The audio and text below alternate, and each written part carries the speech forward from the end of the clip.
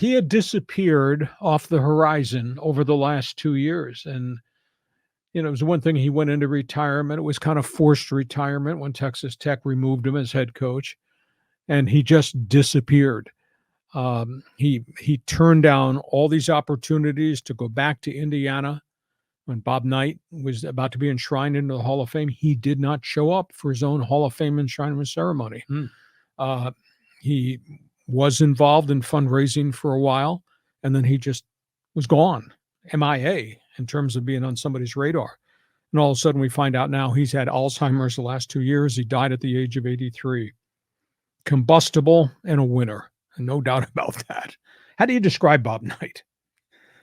Volatile voice in basketball, 29 years at Indiana, 3 NCAA titles. The last unbeaten season ever in college basketball was his team that had Kent Benson and all those brawlers. Went to the NCAA tournament 24 times in 29 years with the Crimson and Cream. I was at Army when he started his career, finished up at Texas Tech. Guy hardly ever lost. His composite record, 902 and 371. Wow, phenomenal. And he won 3 NCAA tournaments. Stood for a lot of good things in college athletics. He acted really badly.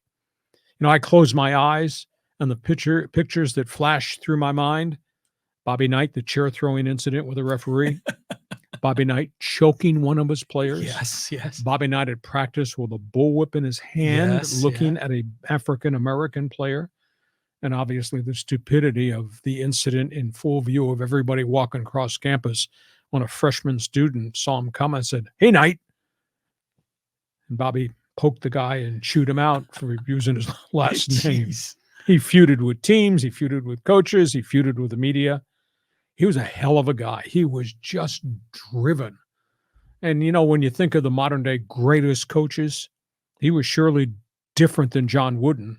He was very different than Dean Smith. His closest ally and friend, almost his brother in basketball, is Mike Krzyzewski. And their personalities are so different. But he was a hell of a coach. I think the saddest part, it didn't have to be this way, but he couldn't control himself.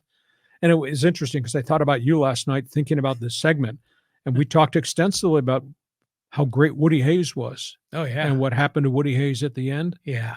What happened to Joe Paterno at the end. I mean, we're talking about great people who did phenomenal things for student athletes, phenomenal fundraising for the universities, and it all ended really badly. Bob Knight's name goes on that list too, but hell of a coach. I dealt with him twice. I interviewed him twice. I thought he was a bully. I thought he was condescending, but that was him, so it was okay. God, this is such a mixed bag, this guy, Oh, you know? yeah. And Paterno, his situation was different, of course. And who was the other example? Woody. Yeah, Woody, of course. Well, he would like try to tackle a guy running down the sideline. You're a punch. But the thing there's a number of things that surprised me about Bobby Knight. First of all, obviously, you can't question his track record and his national titles. He's a great coach. When I did the math, and I was like surprised that he was only 83, because when he won the national championship in 1976, he must have been a very young man, maybe in his 30s as a head coach. Like, yeah, good on him. But, I go and have visited my wife's family in Indiana, and in Indiana, Bob Knight is revered. He's like the Pope. I mean, in my wife's aunt and uncle's living room, they had a framed picture of Bobby Knight, like right there above the couch. And you're like, whew, it was like, and it kind of fits sort of like that conservative, Indiana country kind of a culture. He kind of meshed with that. And I think that's why they loved him there.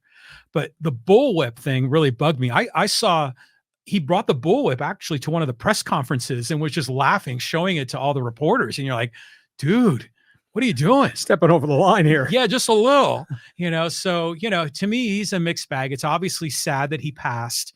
But I hope we see coaches that are maybe better men and still have that kind of great track record and winning record. Well, I think he was a great man, but he was out of control. Yes. And at the end of the day, I close my eyes and I think Indiana basketball.